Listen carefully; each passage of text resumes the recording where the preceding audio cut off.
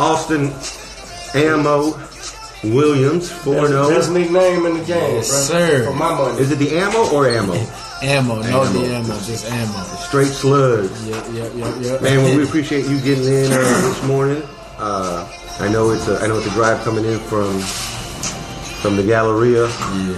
I was telling them, man, I used to live out in the Galleria, and I used to hate coming out to Katy. Now that I'm out here, Don't want to go nowhere. yeah, shit, got that suburb life going. Yeah. We live on that boxing TV from England's on there. You know who that is, huh? Yeah, I know it is. Dan Hewitt. Dan, the man. It was his birthday the other day. Happy birthday, Dan. My birthday is in a couple of days, bro. Is it really? Yeah, man. I'm gonna be 30. 50 what? Austin.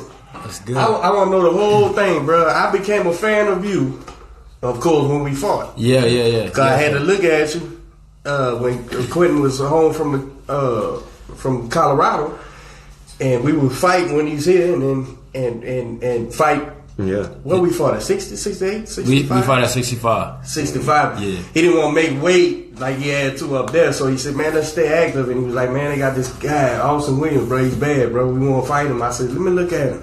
So I became a fan like that. And then we fought, and then since then I've been following. And you just happen to be with, my oldest partner here in Houston, Bobby. That's who I met here first.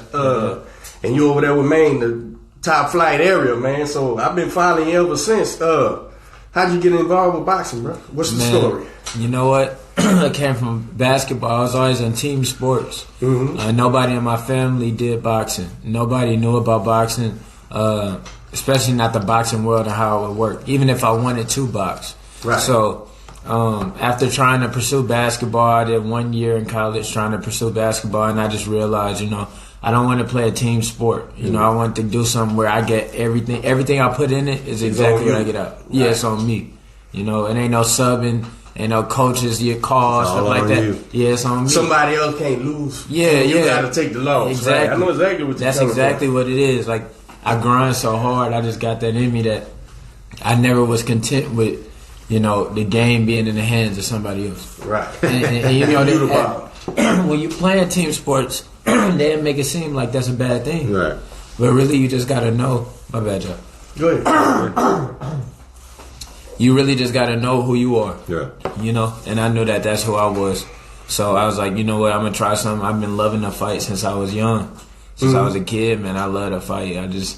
People thought it was because I was mad. I was like, nah, I just love nothing. Give me the adrenaline rush. Like the fun is fun. So it's a real challenge. And so I decided, you know what, I'm going to try out boxing. I told my dad I'm coming home from college, and he let me come home. And he said, you get a year with it. And I started, everything went great. That's when I was 19, so it ain't been that long ago. How old are you now? 23. 23. Damn. 4 years in. Yeah. Man, that's a right ride right yeah. there, man. Yeah. What you're not from here though, right? Nah. I thought you was from here. I'm from Milwaukee, Wisconsin. Oh shit, Midwest. Yeah, Midwest. Yeah, Midwest. It was tough down there. How'd you? Oh, bro, that's where G-Man and them from, bro. Up there, and man, that's fighting. This fighting area, bro. I'm from Chicago, so I'm familiar with. Oh yeah, I'm you right up the Milwaukee. street. Yeah, you right up the street. And my mentor is from Milwaukee. Okay. Yeah. He owns some property and some restaurants out there. Yeah. How'd you end up? My mom ended up getting a good job at Chase. She ended up becoming the vice president at the Chase downtown. Okay. And then we all moved down together.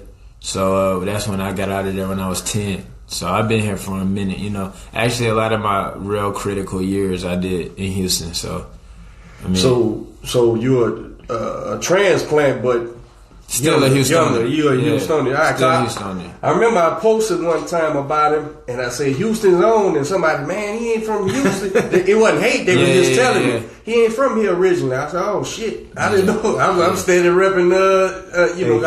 But you know what? I always represent Houston though. Well, so I was right, then I wasn't wrong. Yeah, you wasn't wrong. Like I'm not representing when it comes to fighting in my career stuff. Because you did it all here. Yeah, exactly. Right. It started here. It started here. Right. Yeah, this is where my roots is. That's the right attitude to have. All of that, And you know what? Houston's a big old melting pot. I mean, yes, we have a lot of people that were born and raised in Houston, but man, damn, I'd be damned if this city ain't filled from people all over the country and all over the world. Yeah, I've been here 20 years, but I'm not from here, as y'all can tell. Yeah.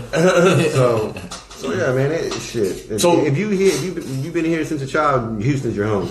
Yeah. Right. You was playing ball and you told Pops, hey man, I'm gonna try to fight. He said, I'll give you a year. Yeah. What was the next move? Man, the next move, I had a gym right by my house in Missouri City. It was called UFC Gym, Must City. Okay. And I went there. You know what I mean? As y'all know, in the boxing world, that ain't no real boxing gym. That's that's like a family gym. You know what I'm saying? But we ain't know no difference. So I ended up meeting my the first guy I ever met that helped me out. His name was Joel Whittle. Okay. He actually lives in Cambodia right now.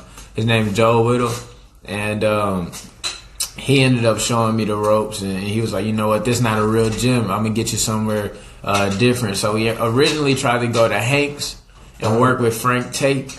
Okay. Frank Tate had another amateur kid, new just like me, brand new. I had my first sparring session in Hank's gym. The ring was super slick. I never forget it. Like, you know how it is. I was sliding all over the place. We just throwing just crazy punches, bro. And, you know, I ended up hitting the guy in the rib, hurting him and stuff like that. And then the guy Frank, you know, no disrespect to him, but he kind of like brushed me off, like, you know, you know, he ain't nothing yet. You know what I'm saying? So that's when Joe was like, you know what, we ain't gonna stay here. Then we just gonna go to Maine. He seen you wasn't getting the like he was, if you ain't interested, you ain't interested. Right. So we ended up going to Maine, and that's where I met Dwight, because Dwight had a couple Russian fighters. He had a fighter named Radmir that I got to spar against. This pro, he was like probably 8-0 or something, had 300 plus amateur fights. They threw me in a ring with him. I sparred with him. He got beat up a couple times, you know what I'm saying? But every single time I was showing little improvements. And then one day, Joel couldn't make it to the gym, but I still was going. Because I was like, you know, I'm not getting out of this realm of being able to spar pros and you know, really make these. So you fell in love with it. I fell in love without even knowing he was in the right spot. And just it felt to I'm staying here. Facts. Right. And it was a couple times where my coach, he couldn't even make it. I still went. Right. And then Dwight was there. I remember I was sparring this guy named Junior, another pro. I think he's from. I ain't gonna quote where he's from because I don't know. But he wasn't from Houston. He wasn't from Houston. I was sparring with him. Dwight got in my corner one time. You know how that happens, and he just helped me out. Cool. Yeah. You know what I'm saying? Then Radmir came back, and I sparred with him. Had a real tough sparring session with him, and then Dwight had both of us in his corner, and then from there, me and Dwight just was like, you know, this gonna be a thing. Yeah, hit off from there. So that was my first couple of days in Maine. Which is why me and Dwight is so close now, because he been with me from the jump. For real. I don't know his exact story, but he was a pro, right? Yeah, he was a fighter. Julio Cesar Chavez, he fought the great one. Meldrick Taylor. Yeah, he fought some guys. Yeah, I know a little bit of his history. I don't know it exactly, but yeah, you with the right place, man. Yeah. It's something special, right? Because you know when you mentioned your first coach, is it Joe or Joel? Joel. Yeah, you know, for him to say, "Hey, this isn't a real gym. Let's take you somewhere." He must have saw something in you to say, "Hey, you know, you deserve better," and then take you to another gym and say, "This motherfucker don't deserve you." You know, you something special, and then take you to another spot, and then connecting with Dwight and having that relationship. How important is that? Man, it's extremely important. As a young fighter, too. Because I don't know. You know what I mean? You don't know nothing. You don't know nothing. The boxing world, you know how grimy it can get. I mean, you can land yourself in a gym where they using you as bait for their star fighter. Gassing you up. Exactly. Letting him get his confidence. Yeah. So, I mean, luckily I had him guiding me. I gotta always give him respect, even though he's not here with me right now. I give him the respect because he did make sure I was in the right places before he left, before he had to get out of here. It was genuine. Care. Even if he wasn't a boxing guy, if he was a MMA guy, whatever, it was genuine. He wanted to see you succeed. Yeah. Otherwise, he wouldn't have Nah, he went, and he's in Cambodia now? Yeah, he in Cambodia right now helping with sex trafficking. They got a lot going on over there. So well, that just tells you the type of guy he is. Yeah, a real guy. I mean, real dude. Yeah, I love him, dude. I'm telling you. And I'm sure that he's still going to play roles in my career just right now. He overseas. You know what I mean? When you get the way you going, yeah, it is on you to reach back and help him like he was helping you. Exactly. That so I imagine you get up there with Dwight and y'all start formulating. All right, we need some amateur fights and get some experience or what? Yeah. How did it go? All right, this how that happened.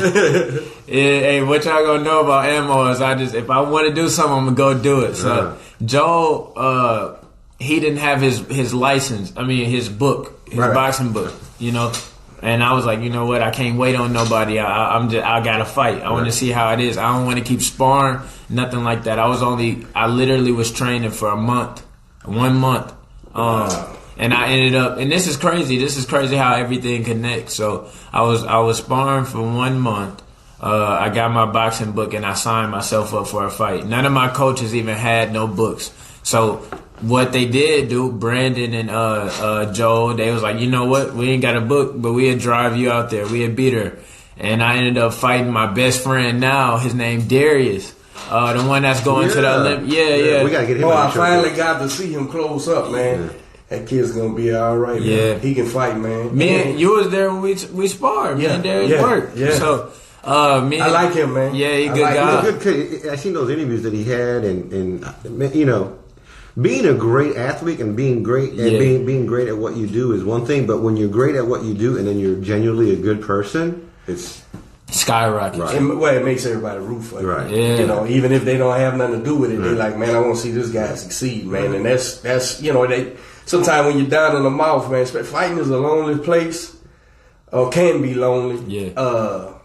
And you know, when you got that push, you know what I'm saying, let me pick my ass up and get to the gym, man, do what I got to do. So being a great guy, that's why you seldom you and from your perspective, 4 years in, you let me know.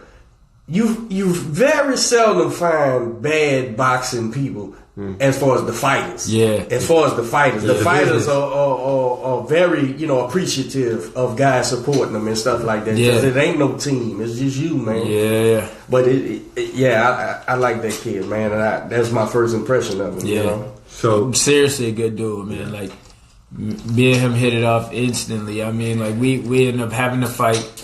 The next time around we seen each other was at a national, and we both got we lost the fights that we thought we won, and we was like, man, we got it, we gonna do this and that, blah blah blah. Then we end up talking.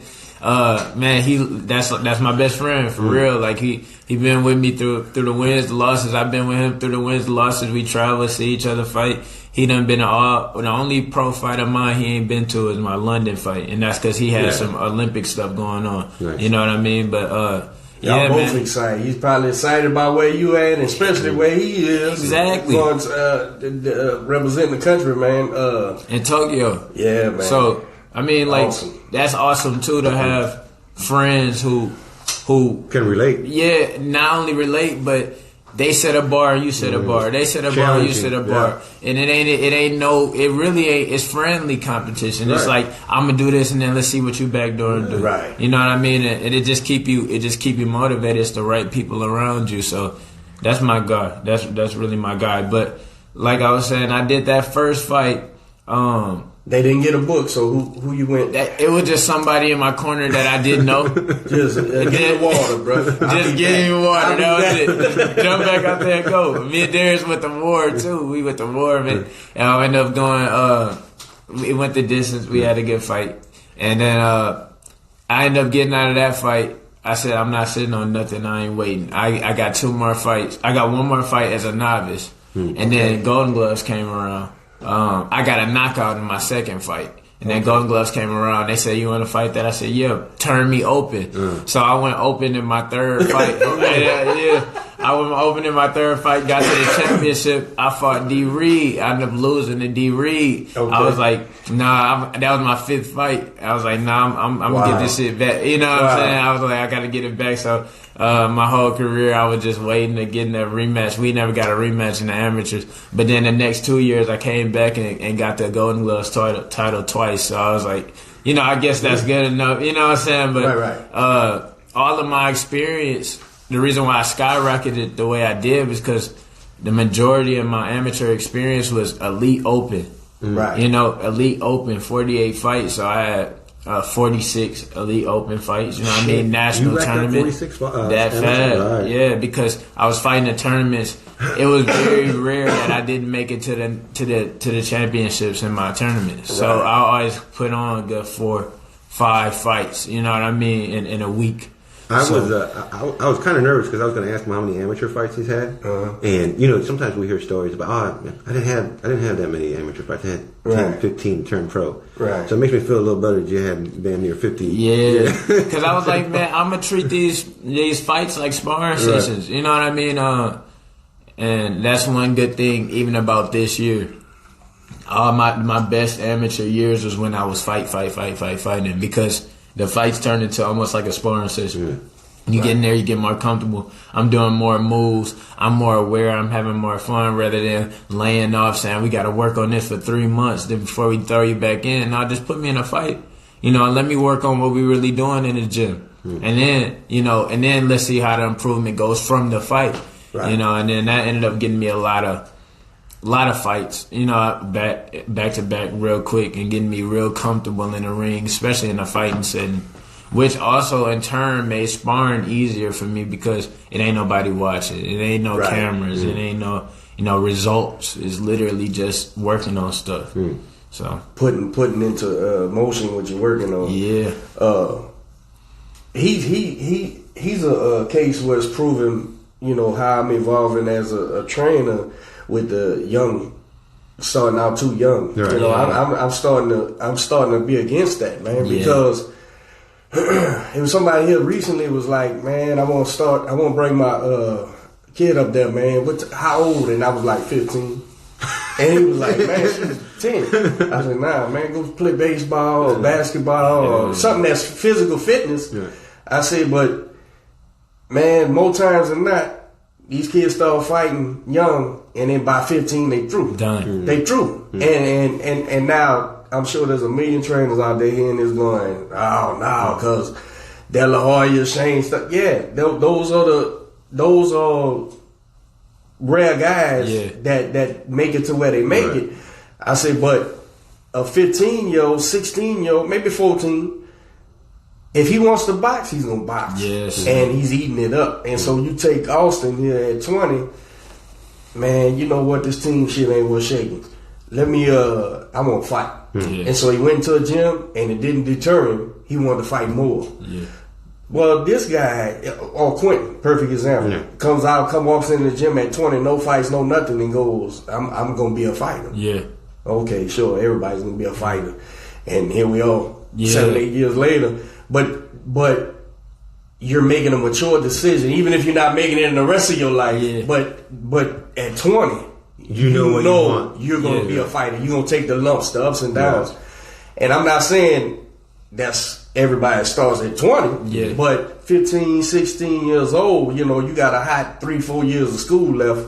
If you're going to fight, let's fight. You know what I'm saying? Yeah. I'm evolving to that. It's crazy that you say that because, I mean, in my short span of time in boxing, watching the young amateurs from Houston, watching the amateurs around the nation at these national tournaments and stuff like that, and I see these young kids fighting, and it just turns me off. I hate it. I hate it. That's actually one thing that I want to, you know, be a true advocate for is like getting rid of that. You know what I'm saying? Because let's say they do have an Oscar De La Hoya story, right, where they fight from 7, 8 years old and go all the way through. By the time they 21, they damaged goods. They burnt out. You know what I mean? And they bored with the sport. Because I spar fight a lot of people who started young and they just a regular fundamental fighter. They not think it's just so repetitive to them at the time. They don't have that edge. Exactly. And it's such a muscle memory sport too that you gotta be repetitive. So that repetitive almost put in a zombie state. Zombie state. Exactly. And then you get a guy like me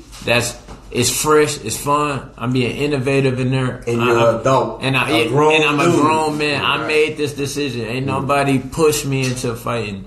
So when I get up in the morning and stuff like that, I'm not thinking like, oh, I'm going to let my dad down if I don't do it. You know what I'm saying? Now I'm like, I want to be the greatest. Yeah. I'm the greatest. I'm going to get up. You know what I'm saying? You're self-motivating, self-disciplined. Well, think about this. In my generation, when we was kids fighting, you know, the heroes we had, right? I remember my dad telling me, you know, Tommy Hearns was my hero. And he was, Tommy's 32, man, he's done. You know, and it was like, shit. You know, and so we was programmed, 30 years old, you're through. Yeah. And then, because you could go back and look at film, and you know, when Ali was fighting whoever it was, George or somebody, you know, he's going to get killed, and he's 30, he's old, shit. Nah, maybe you started fighting too fucking young. Yeah, you know what I'm saying? Maybe those miles, and again, that I'm not talking bad about the guys who successfully do it, but there's often too many people, bro.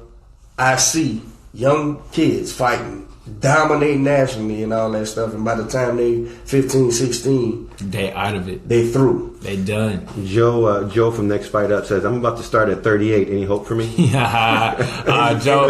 if you come here, Joe, I got you. He's the Cinderella Man 2020 edition. Yeah. But yeah, man, you put a lot of miles on them young bodies, man, and you know, not to repeat the same thing, but you only got so many shots in the head, bro. Facts. And you know, from fucking 8 to 13, if you're getting and you know, depending on who's fighting, they may be in some rough fights. Yeah. You know, and you taking time off of this kid already. Yeah. And he's a boy still, you know, so adults, I'm not, what I'm saying is, I'm evolving into bring an older guy. And that's not to say neither that I think the point would be that it depends on the situation as well. You know, maybe you know, there's so many moving parts. Exactly. Yeah. You know, it's not to say don't.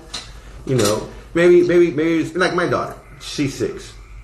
You'll see her in here once in a while, but I'll never push it on her. Yeah. And when she was even younger, you know, I'll be at home and I'll spend like a minute because for that very reason. One, I don't want her to ever hate it and be like, oh, I gotta go box because my dad wants me to. Yeah. No, I want to show her, just plant that seed little by little by little for many reasons. One, I want her to have that confidence. I want her to have that ability to defend herself, and then have an option to maybe pick up the sport as she gets older. Yeah. But so yeah, I mean, but my you know what, my idea with my kids when I have kids is they gonna be so far away from fighting. They gonna know how to defend themselves, but they gonna be so far away from fighting that they not even going. You know, that's not gonna be. So I don't even want, when I had the kids, I really don't even want to be in the realm of being this fighter guy because I don't want you have a son who look up to you, stuff like that. I think kids, one, they gonna gravitate towards what their parents like, and what they think is gonna make their parents proud. Right. You know what I'm saying? So I'm gonna show my kids so much instruments. You know what I'm saying? Like not even sports. I mean, like they gonna stay active and fit, but I don't want them, because me growing up, I felt like my way out was sports. I had to succeed in basketball. I had to succeed in football. I had to succeed even boxing. You know what I mean? Still to this day, I had to take the stuff that I, you know, really gained as a kid doing all these sports and capitalize on it. That's one reason why I decided to do a sport at my young age.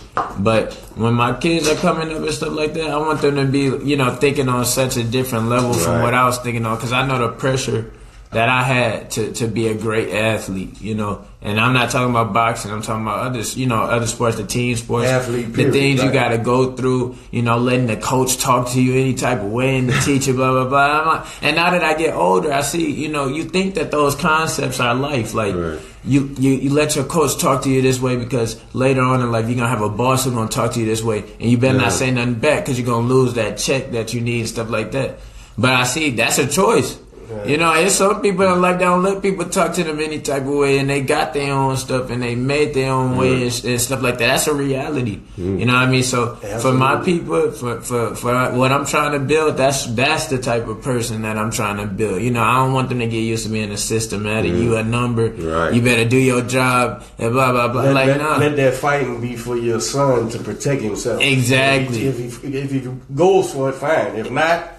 But you know how to fight and get in the jazz, whatever. Exactly. You know, I know being from the inner city, man, and a fight legacy, I guess you would call it. You know, history in the family. Yeah. We all us, man. We kind of felt like we had to fight. Yeah. You know what I'm saying? And it didn't help for all of us. Some of us was like they didn't want to fight, even though they would. Right. And so I know for me, getting my family out of the city, and like to me, a success story is being here, living in the suburb. My son is a football player, my middle son, and he been knowing how to fight since he was little. But you don't got to fight, son. Yeah. You bust him in the mouth if he's picking on you or something, and then go play ball. Right. So I kind of wanted to fuse that out too. Yeah. Now, for me as a kid, it was nothing. I didn't care. I was like you. I liked fighting, so I even started fights and then pretend like they did.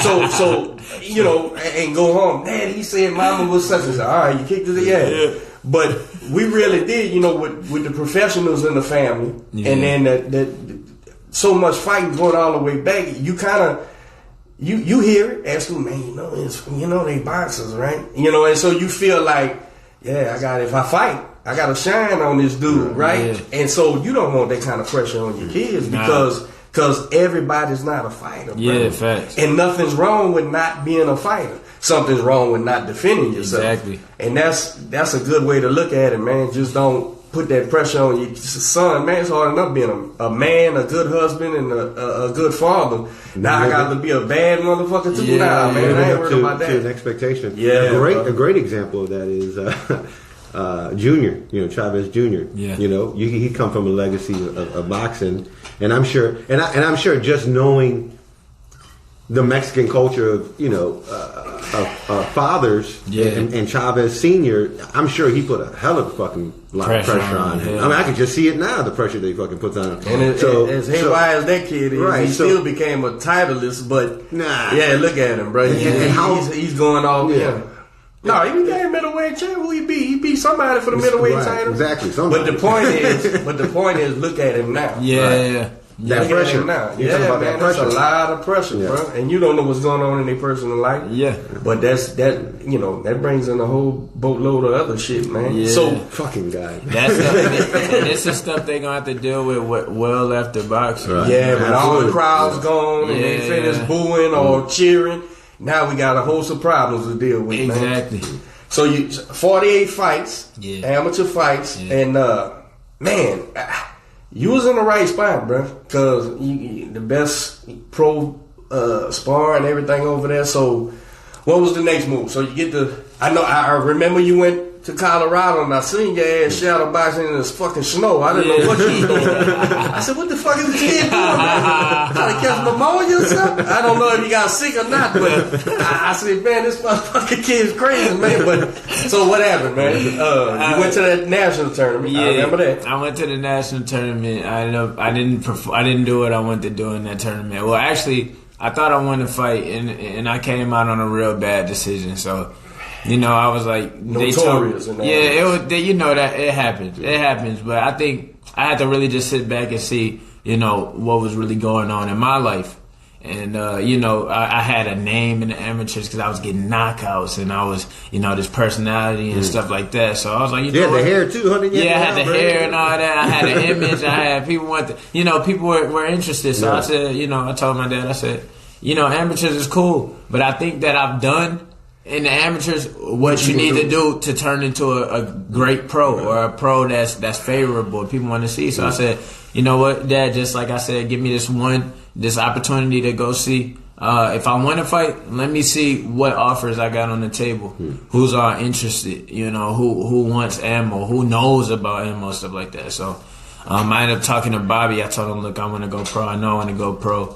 And then he was telling me that it was a great manager who was interested in me. His name's Sam Katkowski, Regis's manager, who was also connected with like Pete Berg and Mark Wahlberg and people like that, which is perfect for me as an entertainer, as a personality to be in that as a brand. Yeah, as a brand, I'm in the mix of Hollywood now, also and fighting. So I was like, and those guys are mixed with both exactly at the top levels. Right? Exactly. Right. So I said, you know what? I don't think this is a coincidence. I talked to Sam. We got stuff squared away. I said, let's see what offers we got. Right. Then I found out Top Rank was interested. Matchroom was interested. Luda Bella was interested. Roy Jones was interested. Everybody was interested. So I was like, you know what? This is a hot pocket. This is the time. I'm not going to, push off, having the whole circle of people interested. Man, you know what I'm saying? I agree with you. 100%. Why? And then you'd go and do something because your stock, this is what people don't understand.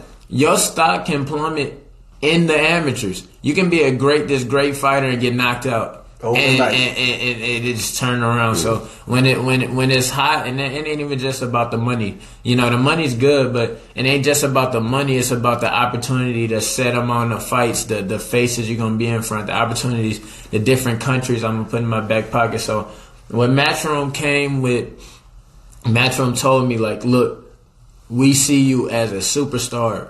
In this sport, you got a great story, late starter, fast learner.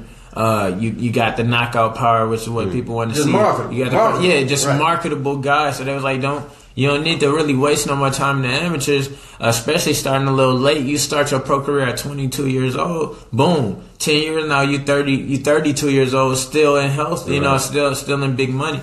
You know what I mean? So they, after everybody I talked to, even Top Rank Bob Aaron liked me as a guy, but he still was like on the you just gotta fight type wave. Like, I give you this certain amount of money, you just gotta fight, and you just gotta prove yourself and stuff like that. Matchroom came and be like, no, we gonna turn you, we gonna make sure you become this. They want to put you through the machine. They had a path, exactly, and a vision, exactly. So I got to, I was like, it ain't no better. Why turn this down? You know what I'm saying? My whole goal, my initial goal, was to be a world champion, undisputed in 3 different weight classes. You know how much time that's going to take. That's going to take time. That's going to take the perfect situations. You know what I'm saying? So I was like, you know what? I got somebody. To be somebody that's got the same plan. They got the same plan as me. And then they also know that I'm learning on the job.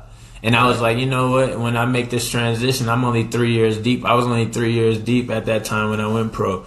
I said, to transition now while I'm still fresh, pliable, malleable, able to make changes, I might as well start learning the pro game. You know what I'm saying? Rather than getting super set in the amateur style and then trying to transition, because you see a lot of fighters with that same problem. They high-level amateurs and then they go pro, and then it's like, I don't want to see them fight. You know what I'm saying? Right.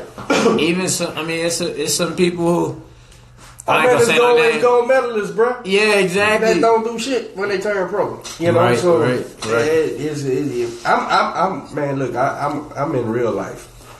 I never did understand the people who say, don't take this kind of track, finish school and all that. Dude, this is real life, man. If a guy's got a dump truck of money, he's backing up. Take the fucking money, man. And then you can retire and go back to school, bro. That shit don't matter, man. That to me, that's people who are programmed, like you were saying earlier. That's people, man. I tell you what, I didn't ask you your opinion about the shit, so don't tell me about the shit, because boxing more so than any other athletic deal, even with the mixed martial arts, and I'm no mixed martial arts guy, but you can see a mixed martial arts guy get knocked out, lose 10, he's still a top guy. Exactly. So in boxing, it's different. Now, you got to strike while it's hot. And if you got offers, bro, you take the offers. You see what your offers better, because as you said, you could be the ass kicking amateur in the world, bro. And you go get knocked out. Guess what? Nothing on the table, man. So and everybody don't get the welcoming wagon and the door rolled out. Yeah. So if you got it, get it. Take it. You can always finish that other shit, man. But look, man, you started fighting at 20 and you got it to this, but you be a fucking fool, brother. Stop doing what you doing, man. All right, Eddie, back the truck up. When you want me to fight, we going to Zimbabwe. Let's go, bro. We gotta go. And that's and so that was an intelligent move. I don't know who's helping you with it. Yeah. Hopefully your father and your trainer and shit. Keep on moving and grooving, bro, because you get one shot at this thing, man, and if it's working, everybody's gonna be trying to cut you off. Don't cut yourself off, right? You don't get in your own fucking way. Everybody's in the way, facts. And that's because like I said, boxing people tend to be good people, fighters, trainers, but the business people. Now that's a whole nother level. That's the thing you got to navigate through. Yeah, and that's where you got to understand what the sport really is. I'm never ever gonna forget that this is really entertainment at the end of the day. Dude, it's a business and it's entertainment. It's an entertainment business. I can't listen. Exactly. If it's a ticket to be sold, it's not a sport. Yeah. If it's I don't care if it's a movie, a ballet, or fist fight. If it's contingent on a ticket, people selling tickets, you are performing, exactly. Son. You train all 8-10 weeks to perform, and that's what a lot of these guys get crossed up. But I started that as an amateur. Look, Willie performs June the 2nd. You know what I'm saying? Come up there because we gonna perform. We gonna fight. You got to understand that this business part. Is the sport stops there. You know, it's important to keep the fighters thinking that it's an athletic competition. So you got to be in shape. But son, we got to perform, man. That's why you go shit. Every fight's an audition. Every fight is an audition. Bro. That's why you think the money guys who made up who couldn't take a left hook from a fucking fish hook, but they know how many knockouts he got. Right. How many knockouts he got? How many fights? Because they saying I could put that on a poster, and say this kid knocked out everybody he fought. And one thing about this kid, and I ain't blowing no smoke up his ass because I don't get nothing out of it. He's entertainment. When you watch him fighting, you like, oh shit, is he gonna catch him this round, next round, whatever? So he got something to sell, and he can be a fool to squander that. Because don't go now. We need a national title or Olympic team, and all that sounds good, man. But if I got everybody on the table right now, let's roll. Let's roll, man. And them guys, listen. I don't know Eddie Hearn from the Man of the Moon, bro. But if he's invested in Austin Williams, then that means he wants Austin Williams to win. So let's try to line up the right fights at this right time. Austin's gonna have to fight for real at some point. For sure. And it's important that he knows that his team, the White, Eddie, Joel, Bobby, Joel, all these guys say, son, this is the one. This is a real fight. That means this guy is coming to whip you. You got to whoop him, and then we go to the next level. In the meantime, let's build him up. And not setups, but build, guys that's gonna put some pressure on you. You got to whoop him. Guys that's gonna run from you. You got to whoop him. And then once he gets to that, that 12, 14, 15, maybe 16 fights. You got to whoop this dude, son, and look well doing it. That's what a lot of people feel, and that's all part of that performance. Fact. All part of that performance. Capitalizing on what he just said. It's a guy named Barry Hearn. Eddie Hearn's dad.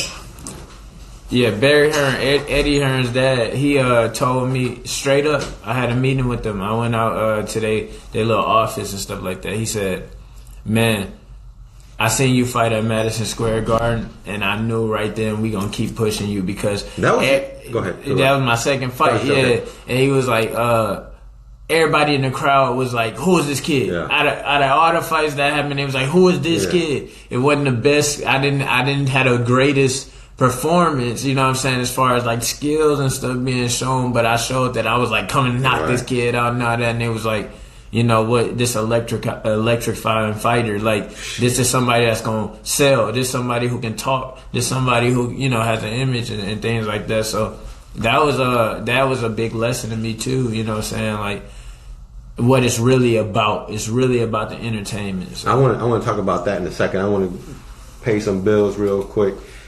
Let me see. Shit, how do I do this? There we go. All right, Facebook, we are live here with Austin Ammo Williams. We're talking about his amateur career, talking about his pro career, having a good time chatting with him. If you're ever in need of any stereo system, audio, lips, truck kits, man, come check out our guys over here at CJ Sounds. You got 2 locations, one in both in Katy, one on Fry Road, and the other one on Barker Cypress and 529. Y'all go check them out, CJ Sounds. They take care of all your audio and truck needs. Their motto is, it's all about the sound. Go check them out. CJ Sounds. Austin, how's Ben's Matchroom is a London-based, England-based deal. How's your communication with them? Everything is... Man, things so easy to communicate these days with Instagram. Matter. Yeah. It doesn't even matter where they at. Ain't like we got to get on no special like telecommunication or nothing. It's just seriously, I send them an Instagram DM or I just give them a call. You know what I mean? Things like that. Then Matchroom also has a United States base of people. I'm about to ask you that. They do seems to be here so much. I'm imagine they got a whole base of people that I communicate with. I mean, well, I got a media guy, I got a travel assistant, I got pretty much anything that's needed out here. They have it. So it's no. We got Dan Hewitt. He's a guy from out there on London, and he says, "Hey guys, I hope you're doing well. I was ringside for his fight in the O2 Arena. I spoke with him also in London. Great kid. He's a good kid. Will go far." Oh, thank you. Appreciate that. You was out there in New York with the big Ruiz AJ. Yeah, I was about to ask him about that, man. How was it fighting, man, in Madison Square Garden, bro? That's the fucking mecca of boxing, bro. Yeah, it was crazy. And then I was a swing belt, so I landed 2 fights before AJ. Place was packed. Katie Taylor. It was right before Katie Taylor went out to fight. Yeah. So. Man, I went out. I kid you not. It was like 8 cameras around me. I seen myself on the Megatron. Yeah. Crowd crazy. They don't even know who I am. You know what I'm saying? They just half of them drunk. Half of them fucking drunk, bro. Everybody going crazy. And the English fans, bro. Yeah, serious. They go hard. Serious. They go hard. So I'm walking out. I'm like, man, I'm just taking it in because you know what? I actually like stuff like that. You know what I'm saying? And it was a big jump because I did fight at a great venue. I fought at the Forum in my first fight, but it was before everybody came. It was a nice little crowd. Yeah, it was a nice crowd. It was a nice crowd. True boxing heads was there. True boxing heads was there. Not nobody's there yet. Still light. Still had a nice little projector at the top. But when I went out there, man, you got put in the line. I got put in the fucking because they. Man, Madison Square Garden, bro. Yeah, it was nuts. It went dumb, man. But you know what? I took it well, and like I said, in that fight, the kid actually came out blazing, came out going. I'm sure the lights got to him the same way, where he was like, "Oh shit," you know what I mean? And I was thinking I was gonna come out, fill him out, box a little bit, because in my first what fight was this? Who was the second fight? This was my second fight. This one I got cut. I got cut because the guy came out. He threw like a straight right hand left hook right out the thing. Followed it up with some jabs. I had to find him. Then I hit him with a left uppercut to the body, and that pretty much turned the fight around. But that was a good experience for me because I was trying to be so calm. Right. I was trying to be so calm dealing with all of everything that was going on, and he came out frantic. He came out crazy. So then, with that going on. I ended up getting hit with a shot, and I was like, "Damn, I'm in front of all these people. I done got hit with a shot, godly." You got inspired. Yeah, so after that, I turned up for real. And then, like I was just saying earlier, Barry Hearn, that's Eddie Hearn's dad, actually the original promoter, the guy who's been around. Exactly. Yeah. Barry Hearn was like, when he seen that fight, he seen that performance, he knew right then that I was the guy that they was gonna push. They was really gonna push me because just the reaction that I got from the crowd as a 1-0 fighter. You know what I mean? So Yeah, so you fought in the Forum, you fought in Madison Square Garden, then you fought in the O2 Arena. That was that's in London, right? London, they big. That's man. How this guy's fucking fighting in all the big stages, man. Yeah, man, this is valuable experience.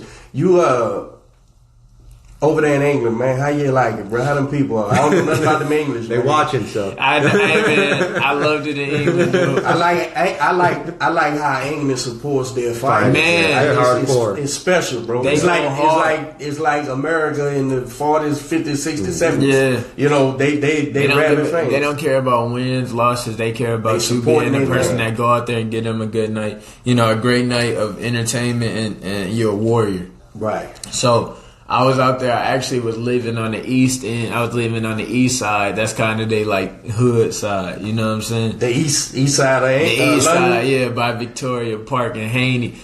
I forget what it's called, but shout out east side of England. South side to east. Shouts out to east side, man. I was out there and I was like 4 in the morning. I got this thing I do when I go to a new place in the world because before boxing I never traveled. Right. I was not traveling besides Milwaukee so now that I box and my hands taking me all over the world, I do this thing at night where I just go out and I just walk. I just take it all in, breathe, see everything. So I was out there on the east side. I was doing a video, telling everybody, man, follow your dreams. They get you here, get you there. My inbox got flooded. They talking about go home, you're on the wrong side. Bad area. Stick up kids is on the east side. They said go home, man. It's like coming to Houston, you out in South Park, talking about follow your dreams. Follow your dreams. Nah, bro, you ain't gonna have no more dreams. You go home. Nah, bro. They was like them ghetto boys say it's hood everywhere, bro. It's hood everywhere. So that was one fun experience, but it's so beautiful. The culture is different, the accents, and I got to live out there. I was there for a month, you know what I mean? Okay. So getting to really understand a different culture, How was when you do them away camps, or is man, how you and coach work it out? I mean, is he able to get up and leave like that? A lot of times, well, this last time, I know it was kind of tough, but they end up, you know what? My shout out to my management company. Shout out to them, because when they take me out on the camp, they cover all my costs. They cover everything for me. So on this last one, I said I gotta have my coach out this month in London. Okay. And I said, you know what? They was like, it's gonna be an extra expensive stuff like that. I was like, I need my coach. This is preparation. This is stuff that's gonna pay off. So much more in the end. They end up letting me take my coach out there. He had everything paid for. You know what I mean? He was just on my bill. So that's how that one worked out. The other ones in LA, like when I go to LA and stuff like that, if I'm there for 3 weeks, 4 weeks, whatever it may be. They just call, sometimes I might have to have my coach there for a week or two, and then I have to just call and talk to him on the phone for the other week because figure it out. Yeah. So it's important that your management understood that how important that was, because it's different. Just showing up 2 days before the fight, man. Yeah. If there was things we should have been doing, and it's tough, man, because. Just from my experience with him on the national team, bro, all this time, and I'm sitting here and we talking, and I'm like, "And what y'all doing, man?" Yeah. But then but that's it's a team. Mm-hmm. They looking at a team boxing, and everybody's trying to do, and then we get home, and then we got to get back to how we win. Yeah. And but it's all a part of the experience, and so I'm sure you guys figure out a way to make it work, man, because it's necessary, man, to have the guy there who molded you. Exactly. One of my favorite quotes, because we're talking about team and I and win. One of my favorite quotes of all time. Michael Jordan. The Bulls were losing by like 23 points in the fourth quarter, and Michael just took over the game, and the Bulls ended up winning. And as Michael's walking off the court, one of the assistant coaches, Tex Winters, goes up to Mike and he goes, "Hey, great game.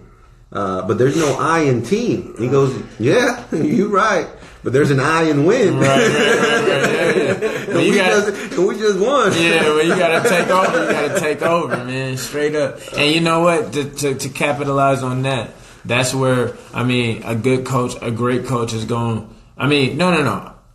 When you have a great coach, you have that fighter coach relationship. You know how special that is. It's nothing like. It's literally nothing like that relationship.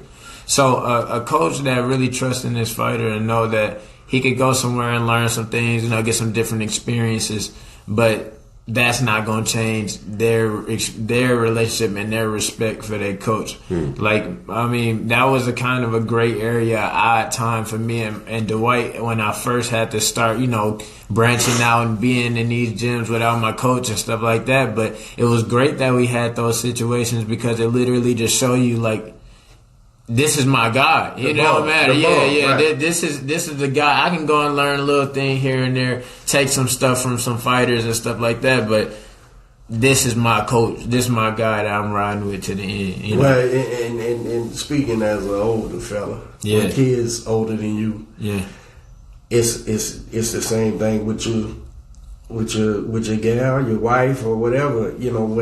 Without time away.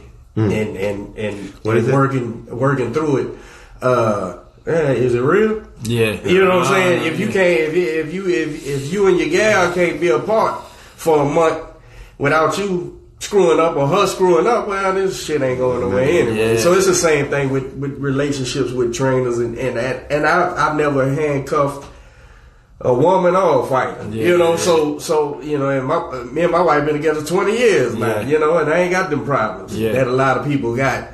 But you're right, that bond, bro. If it was built correctly, there's nothing to worry about. I focus on what you need him in them crucial times for them fights, and as long as management understands that, nah, dude, look, I understand you think this guy I'm around is the greatest thing since sliced bread. That sounds great. And he is. He's great. Yeah. Now bring me my guy so we can get ready and whoop his ass when it come time to fight. Yeah. That's very, very important in a fighter's life. And if you got some backing, the people understand that. That's great, man. Yeah.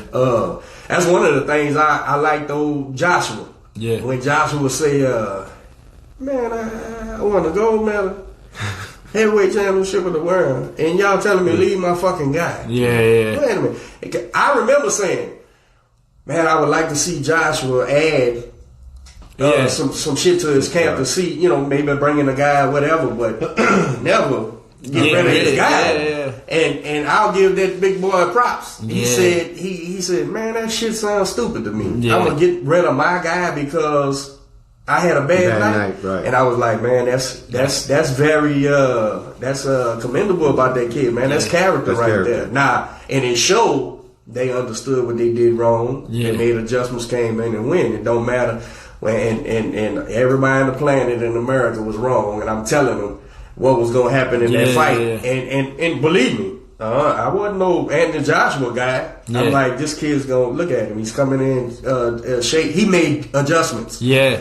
And we're going to see. He's not going to stand there and fight with that boy and even give him a chance. Yeah. That's what he did. Right. And he won it and he got his title back, man. Yeah. So that's very commendable, bro. When I see that type of thing in a fighter, it's like, it's refreshing. This kid's going to be successful regardless. If he faces adversity or not, he's still going to be successful. Look at him, man. This guy's got principles. No matter what shit he faces. Fury beats him, though. And the only way you're going to...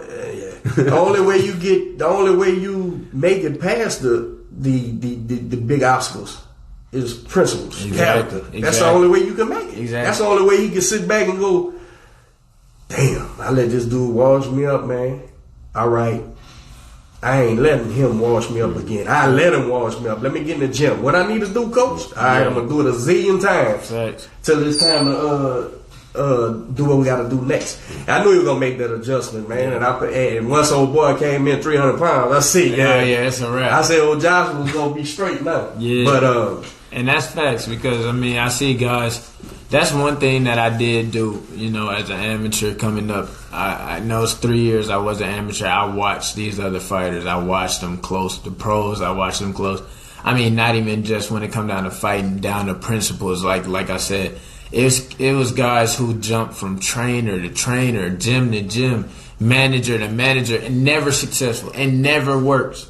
It never ever works, because when they do find some or face some adversity, like Joshua did or something like that, that trainer that they jump to is just gonna focus more on they guy. You know what I'm saying? Like, we'd be all right, pick you up, dust you off. But really, in reality, it's just like, oh, okay, that was a good little experience. Let me go back and focus even more on my kid. You know what I'm saying? And then this guy stuck out, and he tried to make his way back to his original trainer, who don't really want nothing to do with him, because you ruined it. Yeah, you left. You know what I'm saying? So I get it.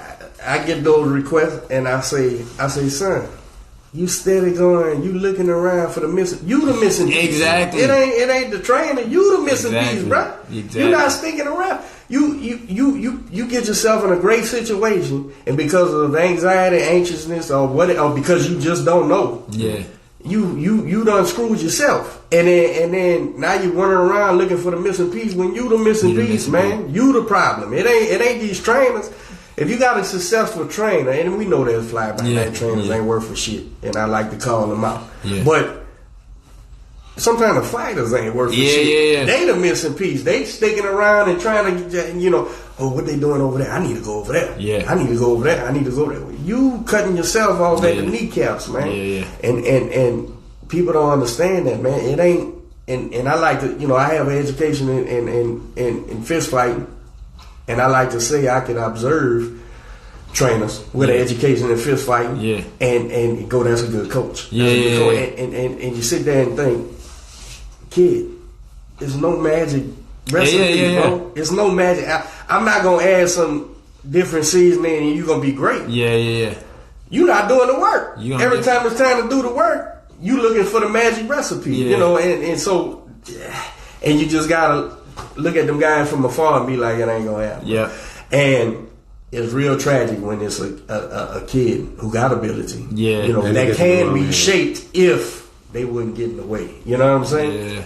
What are some of the fighters that you like watching now? What fighters excite you? Say, man, I gotta sit down and pay these $20 funky ass dollars to watch. Some fighters that I really. Did you have it? How you came into boxing? Did you have Roy Jones? That makes all the sense. That makes all the sense. As you see, fighter of the decade. Oh, you really left-handed? Yeah, I'm really left-handed. I know Roy Jones real well too. I had went to his. He holds that little national tournament in Vegas. I went there. I fought in front of him twice. Got 2 knockouts in front of him. And they promote in Vegas too. They do shows. In Vegas. They go hard in Vegas. And I was talking. We saw him in Vegas on the craps table. Yeah. I was actually talking to when I started boxing that day. When I told you, I called my dad. I told him, hey, I need to go. I'm boxing when I come home. I actually went to the gym. I went to the library. I ain't doing no schoolwork. I watched Roy Jones a whole 2 days straight, just straight Roy Jones highlight. I'm like, damn, this is what I want to do. You know what I'm saying? And when I went to his tournament, I mean, even when I started boxing and stuff, I still was like watching his film. What is it about him? Is it the technical side? Is it that he's entertaining? Is it that he's able to get the fans involved? What I loved about Roy Jones is that he was not orthodox in any way, shape, or form.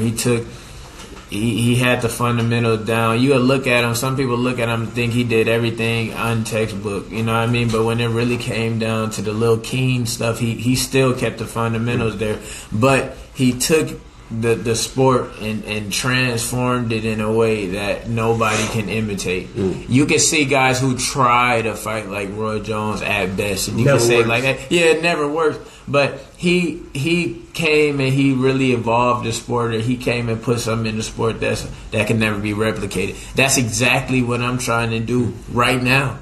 That's my goal, and it's not to fight like Roy Jones Jr. It's not. I love watching him fight, but I have my own style. You know what I mean? I wouldn't say you a copy of Roy. Exactly. When you see me up close, you seen me last week. So I'm doing things in there that's just different. I want people to see me they can just turn on the TV and see me moving around, and be like, that's ammo right off the rip, because I'm just doing something just so different, you know. But it's genius in a way that it's still fundamental. You know what I mean? I'm not bowing my arms back and throwing a punch. Everything is still in the right place. My power, my leverage, everything's still there. Yeah. But it's just something that ain't been seen before. Yeah. Boxing is, like Coach said, it's no special formula to it. You know, really, you're gonna get from each good trainer. They're gonna give you these great fundamentals, a great base, and let you build up on top of it as you want to.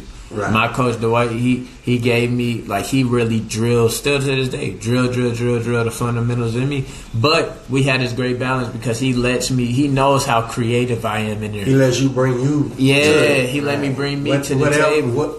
The athleticism that you bring to it, build on top of. Yeah, right? yeah. That's and you let me work that. You let me practice and train that. You know, a lot of fighters, and that's another thing. You get a lot of coaches who really do want their fighter to fight this way. Right. You know, their style. If I had a coach like that, I wouldn't be successful. I wouldn't be as successful because, you know, it'd put me in a box, which would put me under stress, and I just wouldn't be as creative. And correct me if I'm wrong. And just how much to let you be you, without letting it be flawed boxing. Exactly. We can't let you be flawed boxing. Exactly. But bring you to this part. Exactly. Right. That's the difference. That's a good coach. Yeah. Right. He understands that. So Roy Jones caught your attention. You studied him. You enjoyed him. Yeah. Who are some of the current boxers that caught your eye?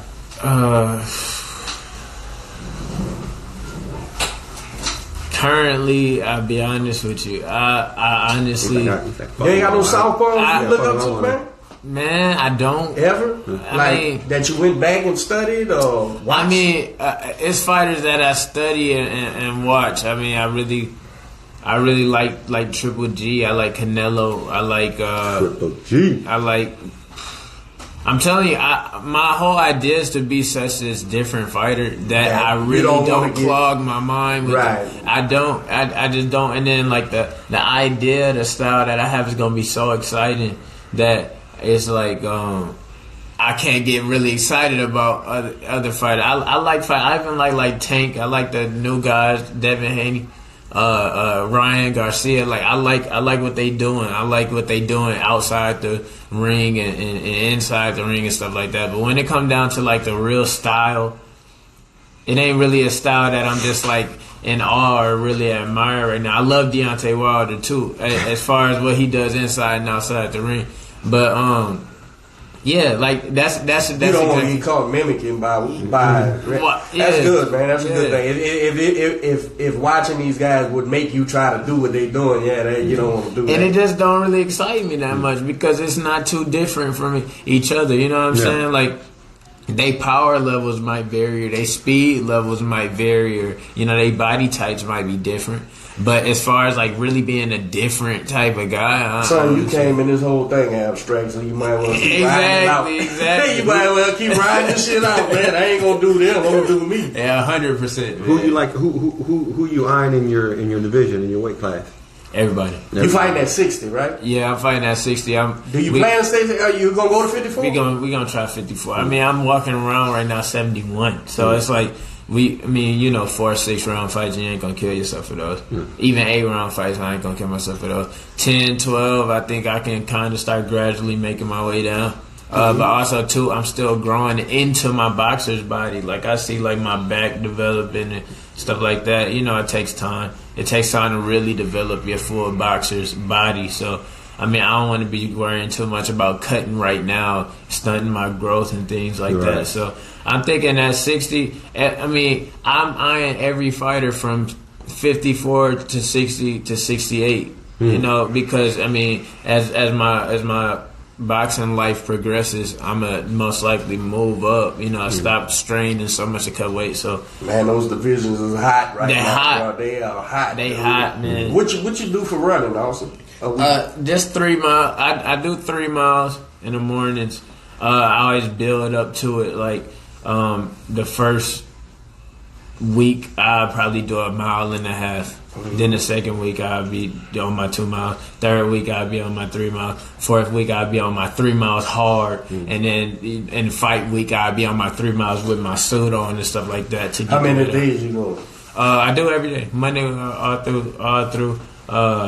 Monday, Tuesday, Wednesday, Thursday, Friday. So I do all that. Saturday, Sunday I take off, rest and recover. And you in camp right now, right? Because your fights were January 30th. 30th. So I just 30th. got through my first week of like Kicking it real. off. Yeah. So we and then you see we do the sparring. I did hard sparring. The other day, like I'm getting so comfortable in the ring. I just did 9 rounds like nothing. It felt like nothing because the experiences that I have in the ring and just I did 1 round a month ago and I'm still feeling that shit. Well, I'm glad. So, management, promotion wise, are they looking at like X amount of fights? Is that how they was like last year when you came out? What year what month did you come out? I came out in April, at the end of April. Okay, so you had half a year. Did they say, okay, we want to get 4 fights, 5 fights in? Yeah, what they do, they I mean on the contracts is just it's a skeleton, you know. Right. It lets you know you gonna have this 6 amount of fights this year, 6 months that, and blah blah blah. But it really boils down to how you perform. Right? Yeah. I'm interested in. They see your let's put this kid needs 6 fights this year. 10 fights next year. So you have something to work towards. Of course, you dominate a guy, you sleep him in a run. Well, fuck, we fight next month. Exactly. The zone got calls every fucking twice a month. Yeah. Man. And that's good. That's another thing I think. And when I did the end of the year recognition for the podcast, I was like, Matchroom, bro, the zone, bro. Yeah. Regardless, I know they get a lot of flack for like the social media. YouTube. That fight, I didn't know who that was, but it did well. And they had some world champions on there. Yeah. Then all these big fights. I'm like, man, you can't hardly argue with who's the. What was the promotion of the year? Regardless, if you like their team of fighters or not, and then I'll probably say PBC is the most everywhere, and then no shot against Top Rank, because to me, like, Top Rank might have the best fighter, but if they ain't fighting the best fights, exactly, what the fuck? It don't mean nothing. I said to a guy, I said, I want to put. I said this the other day, also. I said, what I see in Bud Crawford is so fucking highly his boxing. Yeah. But it's just I'm basing it on what I see. Yeah. I'm not, till he's fighting those guys and proving it, and with this last guy he fought, he kind of proved it to me that I'm seeing what I'm seeing. But still, until you fighting the Showtimes and the Earls and all these guys, where with Canelo, I'm not questioning shit. Yeah. This guy's fighting whoever you line up, 20 fights in the last 10 years, and he's fighting whoever's the champs and shit. So that's when you're looking at the promotions. That's what I see. So for you, again, we not tied in no other way than besides fan and boxing. Yeah. When it's time for you to step up, the fights are gonna be there. It would be no trouble to get you and Boo Boo in the ring. Exactly. If you was there at that level to face him. Yeah. All these guys, bro, it's gonna be there, man. It's gonna be there. So you in a great position, because hell, these motherfuckers took 2 guys I never even heard of and made a fucking fight and sold all the pay-per-views. Yeah. So you think they ain't gonna, by the time you 20-0? Yeah. By the time you 20-0, you gonna be answering my text saying, "Nah, coach, I can't make it, man. I'm going to I'm gonna say Hollywood. I'm gonna say guilt trip." And you gonna say, "Man, I gotta go." Send her home. Who's the guy now? I give you a phone call. Yeah. Let's do the phone call. But by the time you make it to the sofa on the fucking TV, and it's time to do that. It's gonna be. We'll have our own show on fucking ESPN by then. Oh yeah. And I have $1 million. But yeah, man, you're in a perfect position. I tell you, and I've always said this to you. Yeah. Correct me if I'm wrong, man. You fun to watch, bro. Yeah. And that's what sells the tickets, man, and it gets people to tune in, bro. That's such a that's such a big part of professional boxing, man. If you could get that and you brought it along right, man, I don't see no problems, bro. To the fucking moon, bro, with this kid, man. Who, real quick, couple questions. Who, give us your 3 top pound. 3 or 5? 3.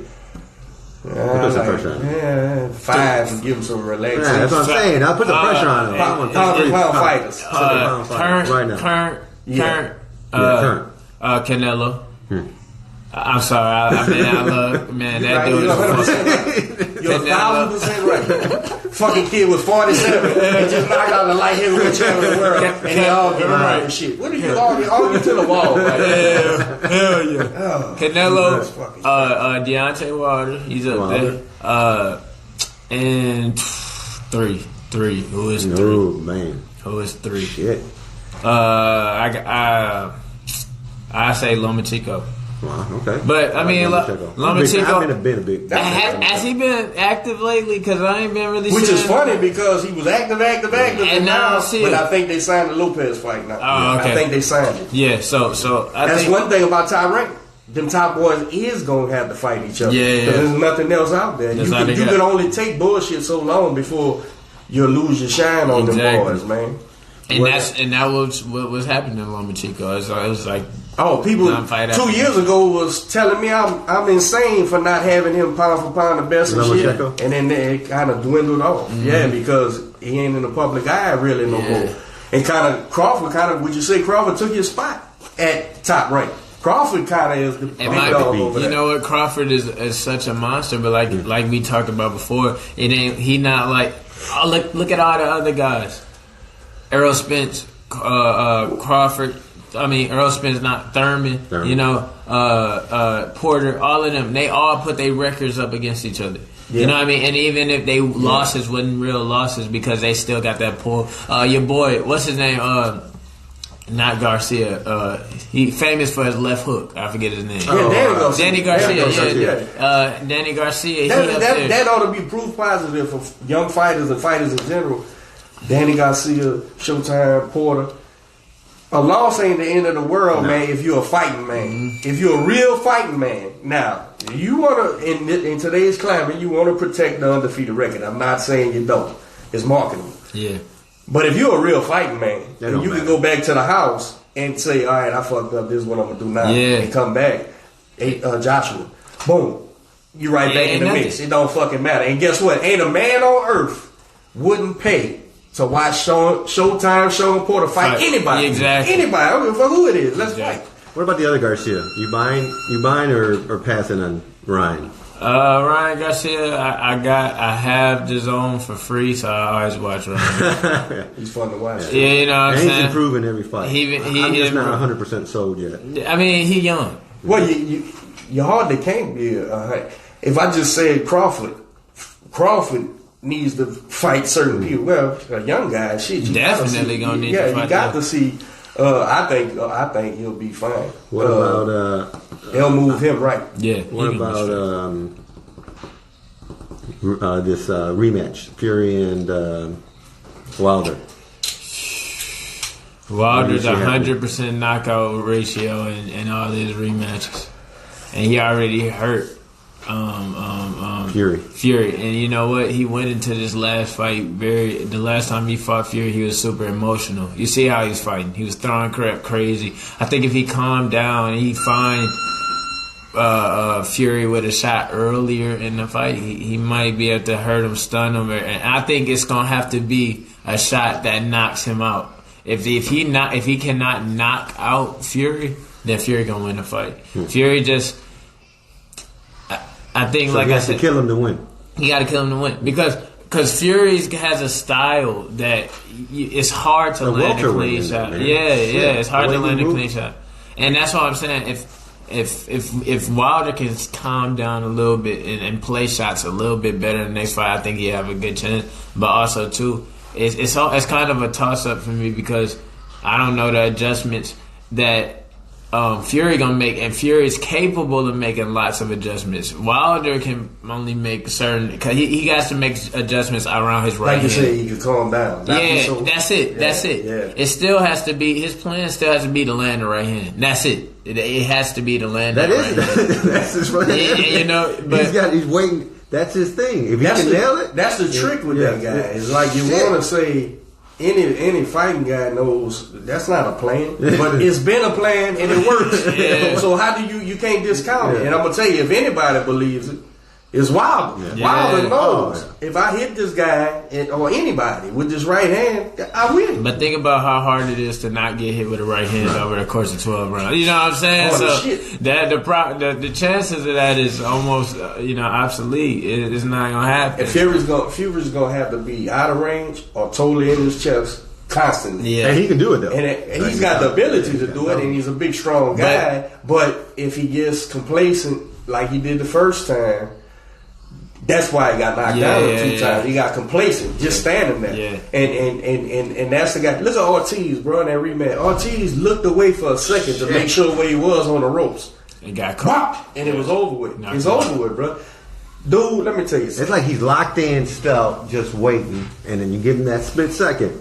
I'm gonna be 44 on Tuesday, right? Yeah.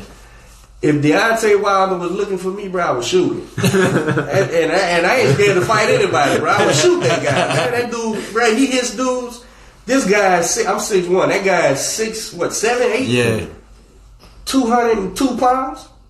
Bro, if that right hand hits you, the leverage on that right hand, bro, it is over with, man. Yeah. And I'm still too young to be retarded, man. I'm not letting this guy hit me, man. Fuck that. Fighter of the decade, Manny, Floyd, or what's that dude's name? You know who the fighter of the decade is. Canelo. That's a tough one. That's a true tough one. There's a new segment we're going to start doing. We're going to have like 30 second questions. Just shoot them off. Manny. I think this is what's happening with this question. Okay. Since it's the end, it's 2020. I think Manny and Lil Floyd is so huge. They're top guys that people are forgetting. In the last 10 years wasn't the 10 years before that. Exactly. Is that what it is? Yeah, because if you look at it, Floyd fought 7 times in the last 10 years. One was against not a fighter. Yeah. 2 of them was Maidana. Yeah. And so but he beat Canelo and he beat Pac-Man. But that's it. Yeah. Pac-Man been knocked out and lost 4 or 5 fights in the last 10 years. Yeah. Canelo been 20-something fights and done won champions in every way. So when you look at it in the last decade, it's not even close. Yeah. But those two guys are so huge. Now, career-wise, it's not close. Exactly. Floyd, Pac-Man, and then Canelo still got some shit to do. But that when you if you don't look at it, and that's why I didn't understand why this when ESPN and whoever it was recognized Canelo. I'm like, what the fuck is people mad about? Look at the last 2 years. That ain't even close. Yeah. But they caught on how huge those guys are all-time great fighters. Yeah. Well, even in our chat, even in our chat when we brought it up, and we're still on the show, and we still haven't brought up his name. Isn't another person that's always being under. Oh yeah. I missed that. Yeah. Like, how is he? But I don't think Andre was top. I don't think he's more than Canelo. I'm sorry. I would go Canelo, and I would think Ward would be right up underneath him for the middleweight division. How he did that middleweight tournament, gold medalist and shit. Yeah. And it's been in the last 10 years, and he walked away. So I think Ward's right underneath him. Right underneath. But that's what it is, man. People. Those guys are all time greats, man. And to pretend like it's still fresh in your mind. Nah, man, how Lil Floyd ain't the guy? But shit, he ain't fought nobody in the last 10 years. What controversial fight did Canelo have? He had when he lost to Floyd, and that was the only time he lost. And when he lost to Triple G the first fight. You know what? You're right, man. I think, nah. Bro, the second fight wasn't even a fight, man. Listen, I'm the biggest Canelo mark in the world.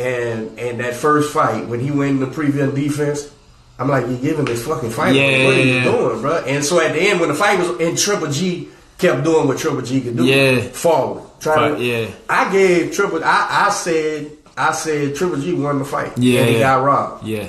But the second fight was what I thought Canelo was going to do the first time. So when he got aggravated and said, I'm sure at home he was like, I gave this dude this fucking fight. Yeah. Because the way he walked him down in the second one, I'm like, dude, that's what you were supposed to do. Yeah. And that goes to prove the point that the one that goes back and makes all the right adjustments is a great fight. That's pretty much that's what they want to see, is the guy that make the changes. And I'll say this, man, because my mind is always athleticism. You got great athletic fighters and great boxing generalship fighters. Either one of those guys, if you face defeat or the obstruction, the guy with the ability to go back to the gym, I don't care if it comes from his athleticism and ability to learn and do the things that say, or his understanding. Yeah, that's what makes a great fight. Yeah, when they come back and be, because the weaker guy goes, man, I can't beat this guy. This guy beat me up and ain't shit I can do about it. I just don't want to fight him no more. Yeah. Well, that's the difference between Floyd Mayweather, Canelo, Pac-Man, these great type fighters, man. They when Pac-Man got knocked out that time, he didn't, most fighters, if they're not great, they quit fighting. They done. I'm through. That's the end of me. Yeah, man, I tripped. I let this son bitch hit me. Let me switch up. But that's the difference, man. I tell you, Austin, bro, I'm glad you came in here, man. I was worried about catching up with you, man. You hit me up at the gym. You was like, yeah, coach, I'm coming. Yeah. I sent you that text message. I said, man, I done did this shit Hey, I'm a man of my word, man. Yeah. Well, you know what? When I was talking to Bobby, I said, man, when Austin come up there, tell him I sent him that address, man, and tell him he said, Austin's coming to the pod because Bobby came, Aaron came. I said, yeah, he told me he wanted to come. And he was like, well, he'll be there. And that's what he said. Yeah. So, no, he come through, man. I don't say something and not do it. I don't even sit right with me, Yeah, we appreciate you coming in, man. You gave us plenty of time. I hope you enjoyed it. I did. It was some good conversation. Why don't you tell everyone when your next fight is, where it's at, and then where they can find you on social media and whatnot. January 30th, I'm fighting in Miami. I'm super excited about that. I've never been to Miami. It's going to be my fifth fight, 6-round fight, step up in competition. That's a step up. Good. Yeah, nice record. He got a higher ranking than me, so I'm going to go take that, snatch that up. Yeah, absolutely. And y'all can follow me on Instagram at Ammo Williams. Facebook is just Austin Williams Boxing. Twitter, Ammo Williams. Be on the lookout for a new YouTube, Ammo Williams.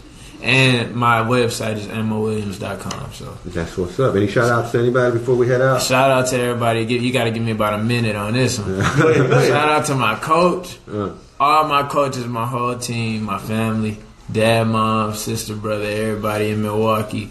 Shout out to all my friends. Shout out to my boy Darius. He out there in the OTC right now.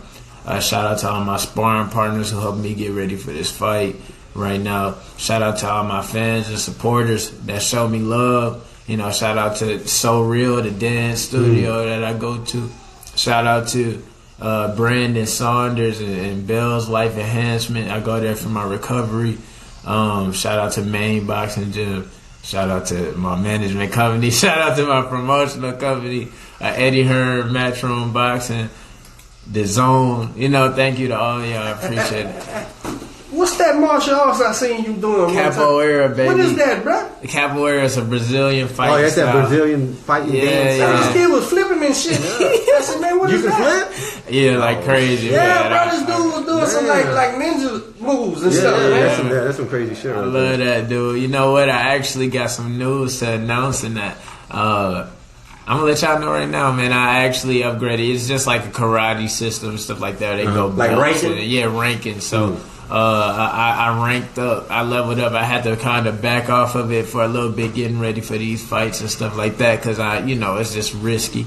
But I said, you know what? I done ranked up. I leveled up. I'm taking a little break from it, but y'all see me back on my capoeira stuff. And shout out to Brazilian Foundation of Arts. That's down in Houston, right close by my boxing gym, off Pecora Street. So shout out to them and my whole Brazilian family out there. Appreciate y'all. That's what's up. This fella's gonna be in the movies. I already know what's the plan. Really, I'm gonna speak it anyway. He gonna be in a karate kicking ass on the movies, man. Appreciate you, bro. That what you got? No, I was just gonna do our commercials. Go ahead. Yeah. So this week's episode was brought to you by What You're Craving. If you're looking for a food truck to cater any of your events, it's a great American classic food truck. You got all your classics from burgers, pulled pork sandwiches, brisket.